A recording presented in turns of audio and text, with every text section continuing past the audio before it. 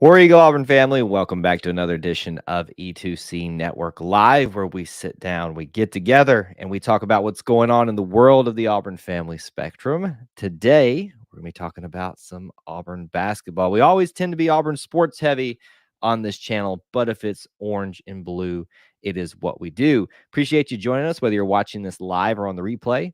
Yeah, I really appreciate you spending even a small amount of time with us just to hang out with us and talk about what we love about being part of the Auburn family. On this live stream, as already mentioned, we're going to be talking about Auburn basketball. More specifically, we're going to be discussing a post-game reaction show. Auburn beating Vanderbilt in Auburn Arena by the score of 94-80 in convincing fashion. A little bit scary there, maybe to start off the first half, but as we've grown accustomed to, this team can turn it on, and when they do, not many teams can hang in the arena, much less any other court with them. So we're going to talk about that, what stuck out to us, favorite players of the game, favorite plays, all that good stuff. There is plenty to pick from in this game tonight. So we want to hear from you as we go throughout our stream tonight. As you come into the stream, a lot of you already know the drill. Go ahead and post where you're watching from, city, state, international, all that good stuff. Post it right now. Even if you're on Facebook and Twitter watching with a War Eagle, let me know who's here. I also want to know where you're watching from because our Auburn family is huge and widespread all over the place. We get people in other countries. We get people across Alabama, across the Southeast, across the country. Want to know where you're watching from tonight. So as is the case for most of our reaction shows, very kind of back and forth. We'll just bounce around a lot of different topics based off your commentary and then some that I want to share from mine in this game. Just about kind of things that I was seeing, things that that stuck out to me. And obviously want to say hello to a lot of you that are already checking in from across the way on Facebook as well. A lot of our regulars, just great crowd already assembling here. You guys are obviously the best little family within the Auburn family. So I think the first place and the only place we can start tonight, Kevin already brought it up, Jabari's mindset tonight, much needed, watching from Beham. Jabari Smith tonight, we've had a lot of conversations in recent games about people wanting to see Jabari take over a game, wanting to see Jabari have that Mamba mentality, to evoke Kobe Bryant, and just literally take control of it and not really worry about anything else outside of just doing what he naturally is gifted to do. And tonight is the case where you saw a really great person on Vanderbilt's side of the floor, almost matched him in terms of scoring. But Jabari Smith said, you know what? You may be getting the attention in terms of best SEC scorer right now. I'm still the best player in the SEC, and I'm arguably, if not unarguably, the best player in college basketball right now. So what a game for Jabari Smith tonight. We could just simply ask the question, what was your favorite Jabari Smith play tonight? And that in and of itself could have, a lot of the different conversation points for this stream tonight. But Jabari Smith tonight, I don't know that we can get too far into this without even talking about him. Let's see here. Points, 31 for the night, 10 for 16 from the field, 7 for 10 from the three-point line. He's also 4 for 7 from free throws. And the thing I loved about Jabari in this is that he was frustrated with himself about missing the free throws at the end of the game. And that is what you want to see, a guy that is having a monster night, and he's still focused, laser focused on the little things that are going to really make the difference for him in his career. That's what you want to see, a guy that can turn it on, but is still understand the fundamentals of basketball and what makes a good player. Also, 4 rebounds in the night for him, 3 assists, and committing 3 personal fouls. So a very full night for him in terms of what he was able to accomplish on the floor. Again, somebody else brought it up here, Walker Kessler. I don't know what else you need to say about Walker Kessler. 22 points for him tonight, 8 for 10, 6 for 7 from free throws, 7 rebounds, and I have to pull up on my little stat sheet here a little bit closer to see how many blocks he had. 7 blocks for him tonight. So by all intents and purposes, a little bit of pedestrian night tonight for him. Dusty, thank you for the shout out. I did call it, didn't intend to call it, but it's one of those situations, right, where Vanderbilt, if I have the standings correctly in my mind, Vanderbilt is kind of in the upper part of that lower third of the SEC right now. I've got it all laid out properly because they even showed, I think it was the top 7 teams in the SEC on the TV tonight. Obviously, Vanderbilt was not a part of it. Auburn's leading the way there. Vanderbilt is like this close to getting things together and really being a good basketball team. They obviously have arguably one of the best players in Scottie Pippen Jr. out there on the floor. I mean, he gets 29 points tonight, and he does it 14 for 16 from free throw. People are going to throw shade at that and say, well, that's the only way he did it. But yeah, he still did that. Like, I'm not trying to gush about Vanderbilt players, but I appreciate a guy who says, you know what? I'm going to take my baskets when I get them, but I'm going to get myself to the free throw line and get the easy buckets. So they have a great player and a couple others as well. Jerry Stackhouse is doing a good job of keeping them somewhat relevant where you can't take them for granted. And so that's kind of when Dusty was bringing up, we were talking about this in our previous live show at 8:00. We do every Wednesday night where you can call in. We were talking about, what I thought our predictions would be for this. And I really thought that Vanderbilt was going to come out firing, ready to pull an upset. And then Auburn was just going to kind of pull away at the end. And, it probably would have been a little further there if we hadn't put some of the, I hate to say bench warmers, but yeah, that's basically what it is, in a little bit earlier. Jabari broke out of that slump in a big way. I don't know that he was in a slump, but he certainly, by what we're used to with Jabari, it could be considered a slump. W.T. Gardner, War Eagle from Pelham, good win against a dangerous team. Kessler and Smith having career games was great to see. If there's any question after this game in your mind, whether you are a fan, a commentator, another coach, what have you, whatever your relationship is to the game of basketball, if you don't understand that Auburn has the best front court in all of basketball, I can't help you. It's clear right here. I present to you this game.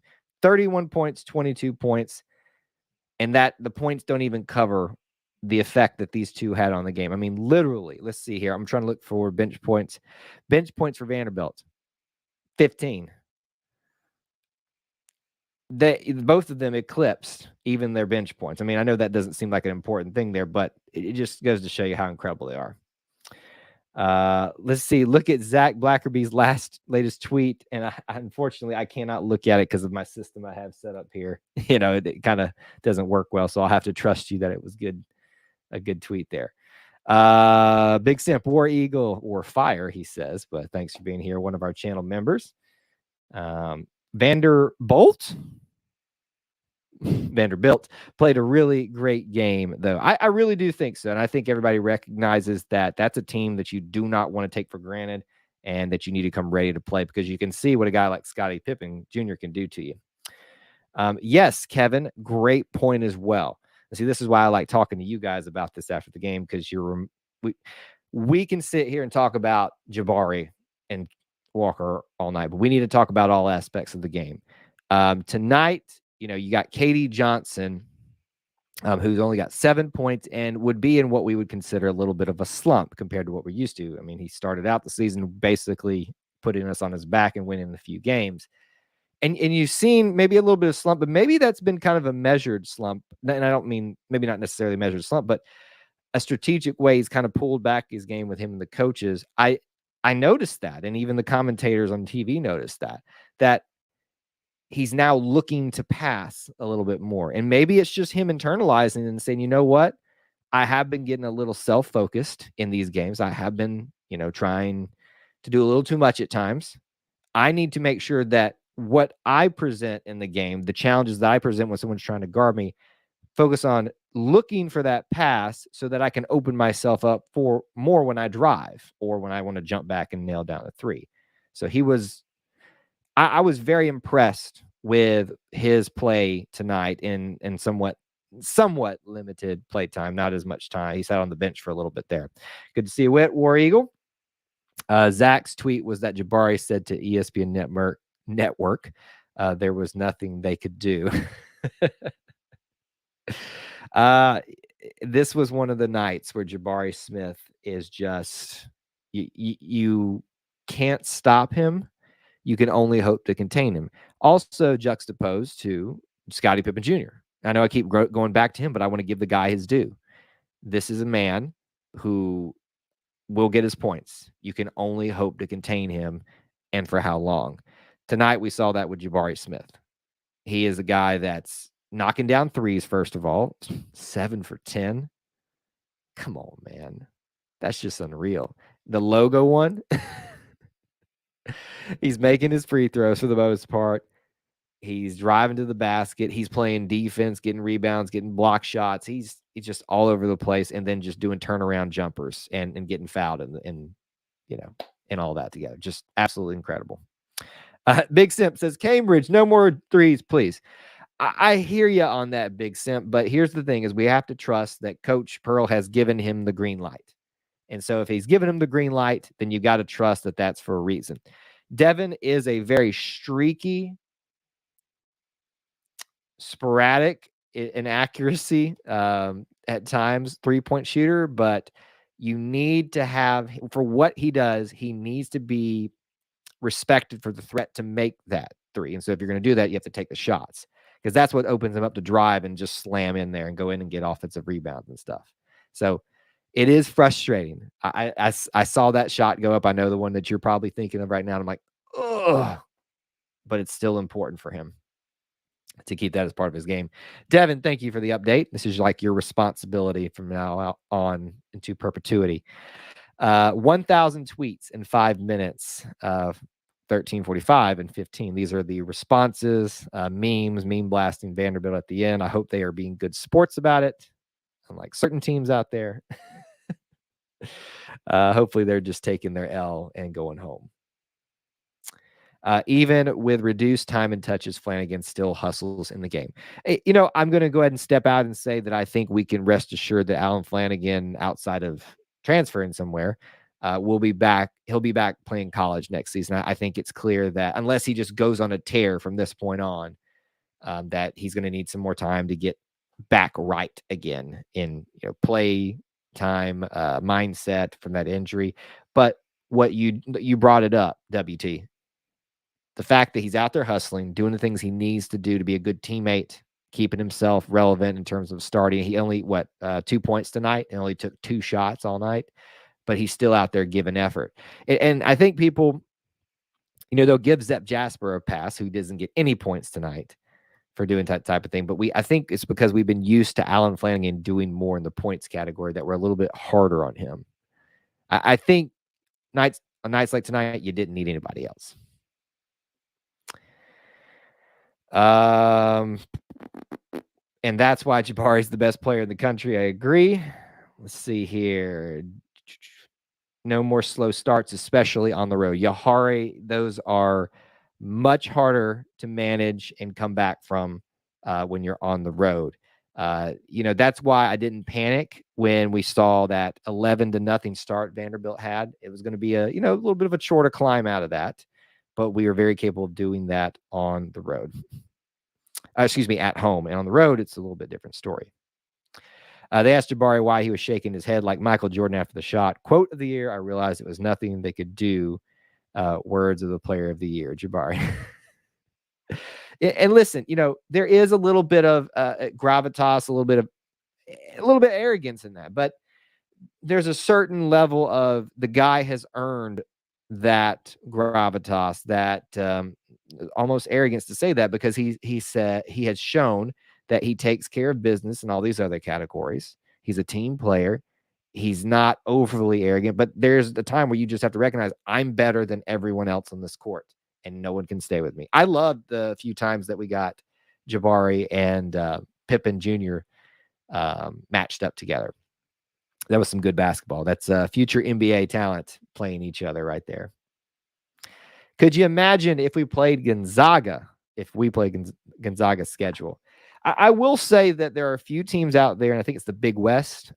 Usually you get one of the UC schools like Santa Barbara, Davis, that kind of rises up. Pacific sometimes is pretty good out there. But yeah, it would be much more of a cakewalk when you're not facing Arkansas, when you're not facing Tennessee, Florida, Kentucky. LSU. It's much easier. I scrolled through. There are some good ones. They said replies reserved for Vandy fans only. I guess they're trying to be funny. I fell kind of flat in my opinion.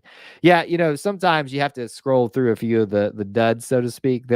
I do think there was a time for the memes, is what we're talking about, the post-game memes, that they felt kind of stale, but there was like a resurgence after the loss. And I was like, all right, not only did the team need that, the fans needed it for the memes. So I'm excited to go back through. We will post a video tomorrow about 1:00, the best memes. So make sure you stay there. If you share one online, you might see yours pop up in there. You just never know.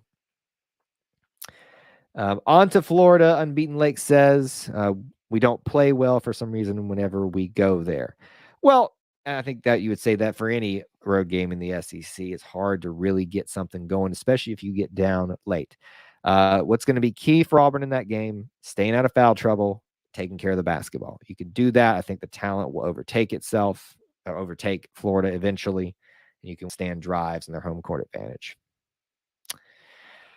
Let's hope Jabari stays this aggressive. He took over this game. It was a beautiful sight. So, yes, I would agree that he took over the game. I don't know that I would consider personally that he was more aggressive tonight. And that's just me. That's just my opinion. You may be right. I think it's easy to make those statements when he has the type of night that he does. I think the commentators were talking about it tonight, and they were talking about Walker Kessler, the game slowing down. But tonight, the game has always slowed down for Jabari Smith, but it slowed down even further tonight. And I know if you've played basketball before, you understand what that is. There's a point that you reach at some time in your career where it's like everything's in slow motion and you're ahead of the game. Basketball is a very cerebral game. And if you reach that point in your career or at that point in the game, then you're going to have a really good night. And Jabari, when you couple that with his already just God-given talent that he's also worked for as well to hone that, it's an incredible thing. You see what happened tonight. For some reason, we've been shooting lights out the past couple of years in Knoxville. Could it be because Bruce really gets us up for that game? Michael, speaking my language, man. 80.8 percentage, technically 81. We'll just go with that percentage free throws tonight. You know exactly who you're talking to right here. God, so good to see that. Like, I know it seems petty. I know it seems like that's something that I should just let go, but I can't. It is the simplest thing. It has the word free in it for a reason. Take advantage of that. You should be making 100% of them, but I'll take 80 because things happen. Yes, Florida is going to be a tough matchup on the road. This will show pollsters. This will show. I wouldn't even so much worry about getting to be number one again. What you need to worry about is continue to build the resume. Auburn needs to show that there's not going to be a pattern of them going on the road and losing. And Arkansas was a very respectable loss, but going on the road to Gainesville and beating Florida will kind of silence a lot of the doubters and say, okay, Arkansas played really well, really good team. It's just kind of one of those things that depend on whose night it was. They're playing to get off the bubble. It could be more difficult. Yes, I know. I think I knew from the moment we had this on the schedule, it was going to be tough to have that the end of the season, towards the end of the season. Barry, thanks for checking in, sir. St. Mary's was hanging around. St. Mary's is another one with Gonzaga. It's only a matter of time. Yeah, I would hope so, Devin. I hope that they do take a loss, but because I would love for us to move back up to number one, assuming we win out. But I don't see it happening. Gonzaga is still a very good team. I don't think they're as good as last year, but yeah. What's up with I think Berman is who you're talking about.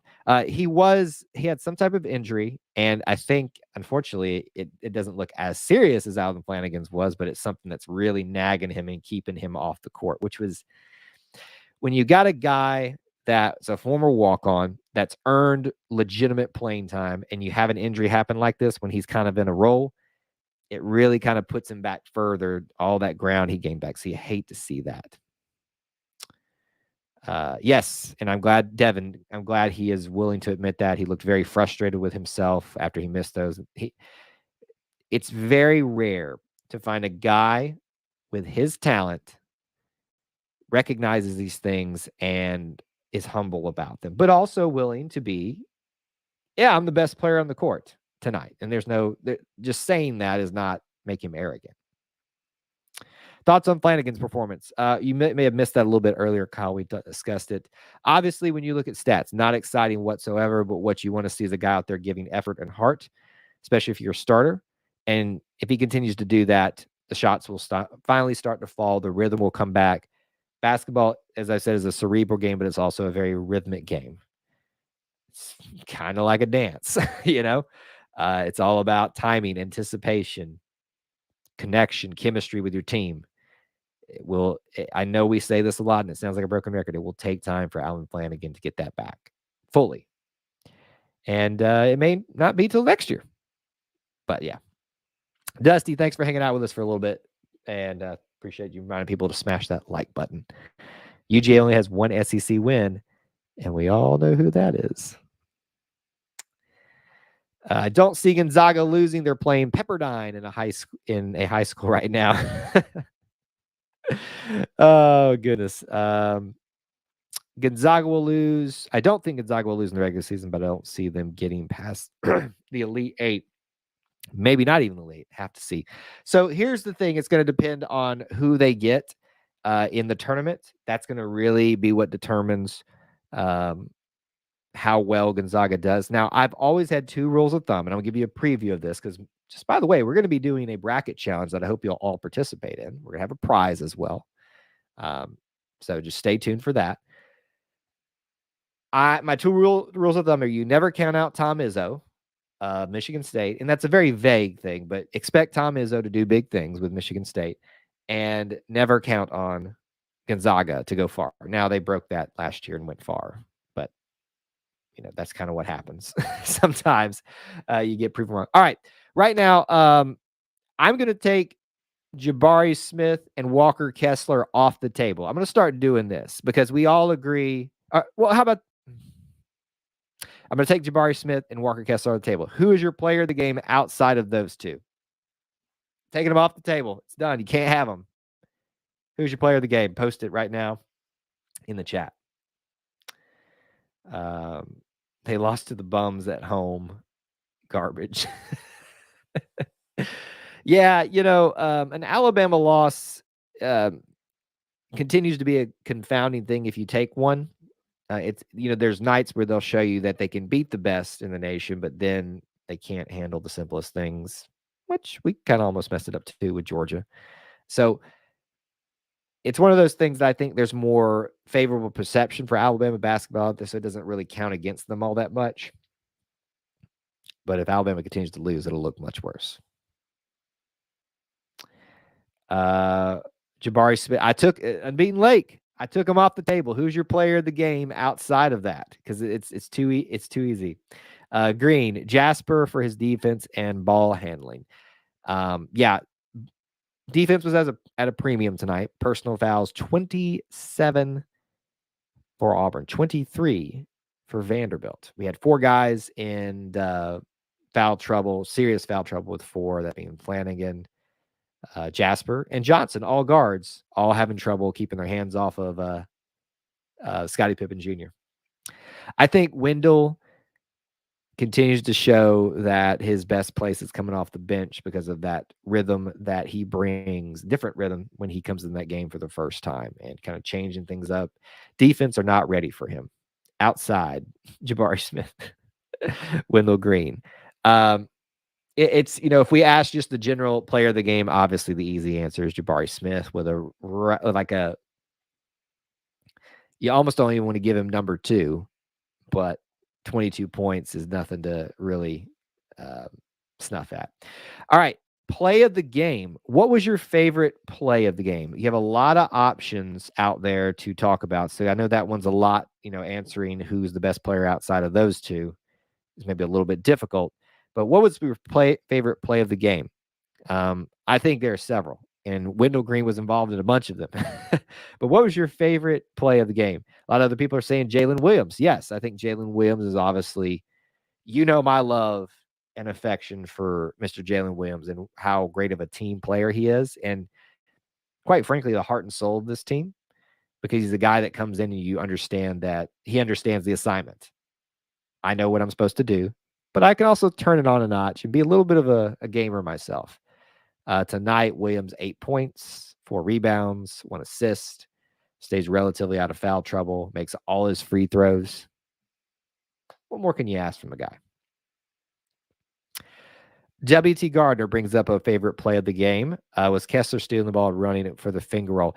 I was trying to figure out when he got that. I was like, there's no way this guy is going to let him go straight to the basket. And he did. I'm like, golly.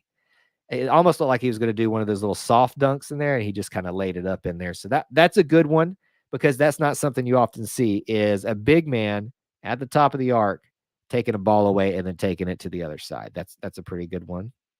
Big Simp agrees with you. How about that Wendell Green lob to, I think it was Devin Cambridge, or was it, no, Dylan Cardwell, where he literally like jumps in the air, fakes one way, he faked over to the guy he eventually got to, fake this way, and then like threw it back.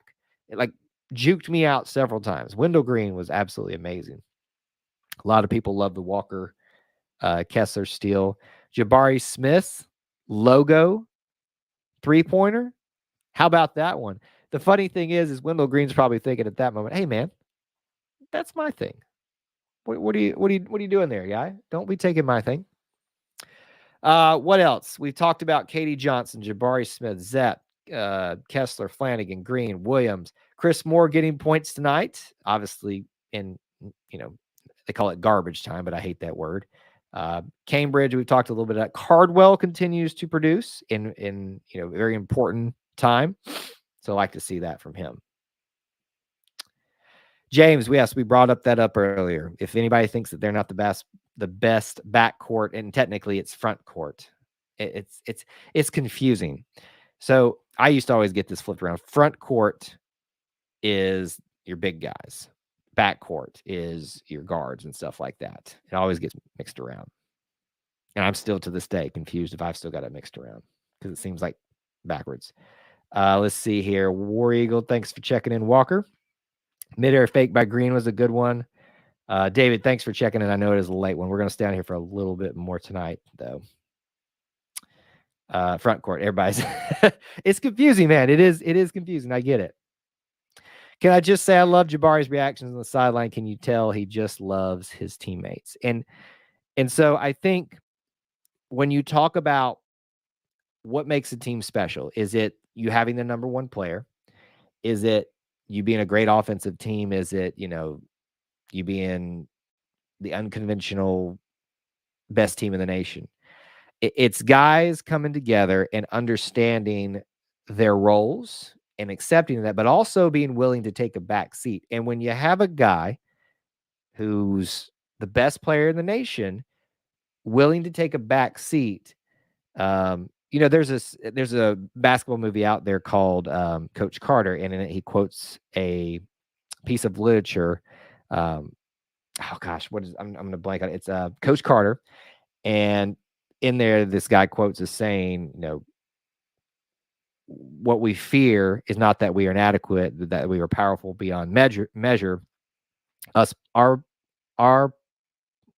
playing small to let others shine does not make us less, or something like that. And I think that's something that he has embraced, that being Jabari Smith. And I think that bleeds over into the rest of the team. And so they're like, wow, this guy who's clearly better than all of us wants us all to succeed.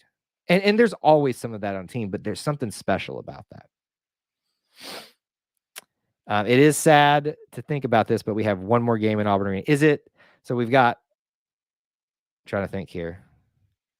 I thought Ole Miss. So we've got Florida next. I thought Ole Miss was at home. Am I wrong in that? Then you got Tennessee, right? Yep. Then Mississippi State on the road, and then South Carolina at home. I thought there were 2 more home games. I could be wrong, but if that's true, it's really sad.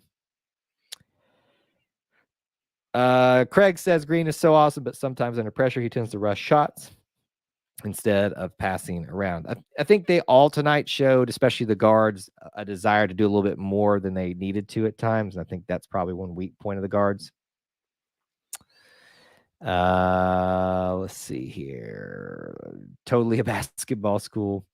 Like how the guards were giving up the ball more in the drive, not playing selfish the last 2 or 3 games. I think not just with KD, but there was a focus probably you could see from that in practice. Like, guys, give it to the guys who are hot. Jabari, give it to Walker Kessler.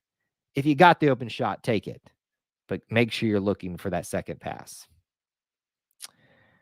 Ole Miss and South Carolina. Thank you. I thought that was the case. And yes, I will tell you guys this. I can't officially confirm this, but I am planning on being there for the dedication. So I'll probably, my hope is that I can broadcast that live for everybody. I think they'll probably do it as well, but we'll see what happens because I think it's going to be outside the day before the game, and then I'm going to try to get in the game. So anybody's got a ticket, let me know. All right, we talked about individual players, plays, and stuff like that. I want to give you a few more stats just to consider tonight. 58% from the field for Auburn, 50% from three-point land.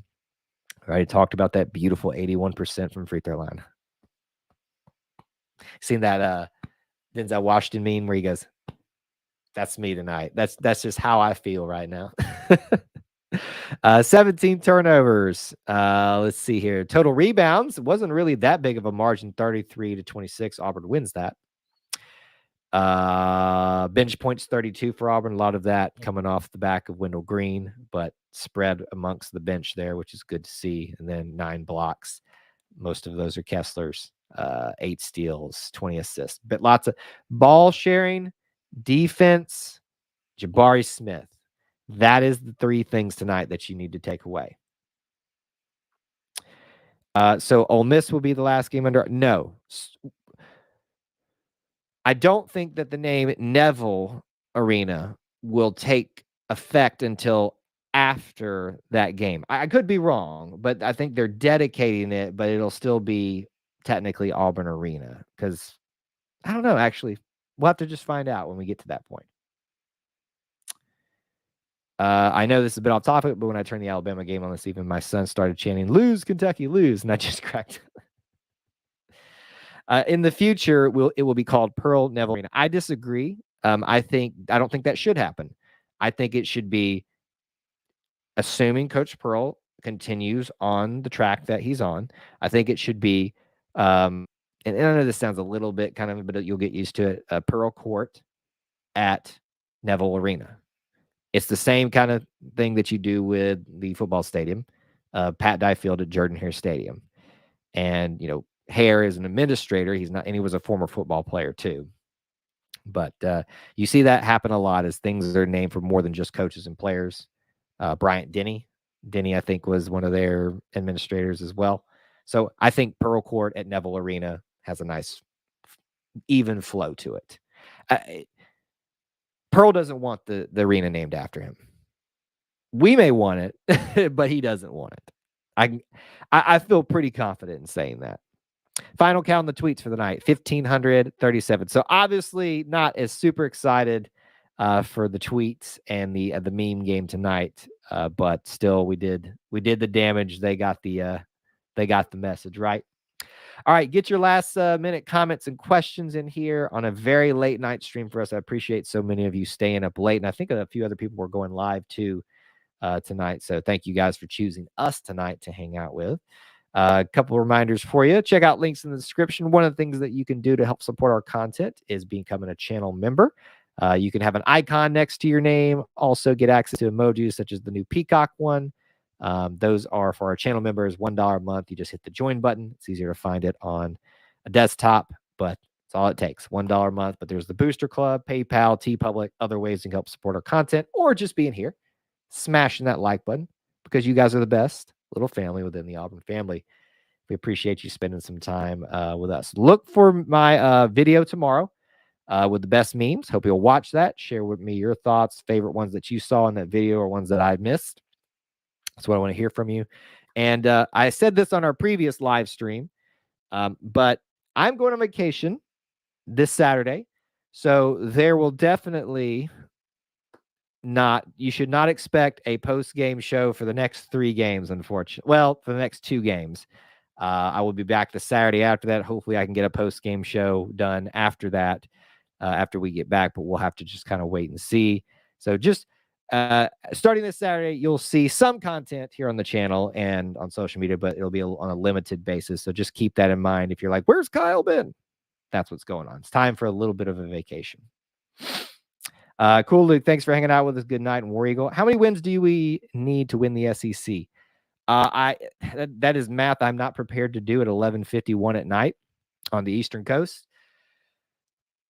We are 2 games ahead, so I would imagine if everybody stays the same in terms of where they're at right now, once we got to the second to last game, we would have won. But I think if we beat Florida and we eliminate Tennessee, I would suspect by 3 games left, if we've won out, we're going to probably have won the SEC. It's still close, though. I still say they should put bust of Joel Eve, Sonny Smith, Cliff Ellis, and Bruce Pearl in front of the arena. This is a topic that Clint and I have talked a lot about. Clint, the uniform guy. I just saw this comment. So your family's more important than us? You are my family, just a different type of family. And you are still important. But yes, I have to go spend time with them sometimes. So yes, I will be on vacation, but rest assured I will be back. Well, I'm sorry. I saw that and that threw me off now. What were we talking about? Oh, the statue situation. It takes Joel Eves, I would say, is in that conversation, but I would say everybody after that, Sonny Smith maybe, but there has to be some time pass before you really get something like a statue out there. And I would bet we're going to probably see a player go up before then. Maybe that's a bit of a step out. Because I would say it'd be Chuck Person, but Wesley could be one. John Mingelt. Now, John Mingelt would probably be a good one. But I'm sure there will be statues up in the future. Bruce said we have the best front court in the nation. Front court he has coached anywhere. I would believe that. Just got Gray. By the way, Gray is one of our co-hosts and the main host for Inside the Jungle, our Auburn basketball podcast. So y'all be looking for a podcast from them coming out probably on Friday. So I know he's excited to talk about watching the best college basketball player in the nation. So shout out to Gray. Jabari's getting the statue. Maybe someday. He's far off from that. All right, guys. Thank y'all so much for hanging out with me tonight. Very late as always. And stay tuned to the channel. I have a few more videos and things coming out for you all before I hit the road for vacation starting this Saturday. But there'll be a few more things for you guys to watch. I hope you guys will be patient with that in the meantime. And we'll be checking in as we can while I'm on vacation. But it's been fun. Time for a little bit of a break before we hit March Madness season, because it's about to get crazy up in here, guys. I'm so excited for it. So excited to have you as part of our little family in the Auburn family. Thank you for watching tonight, and War Eagle.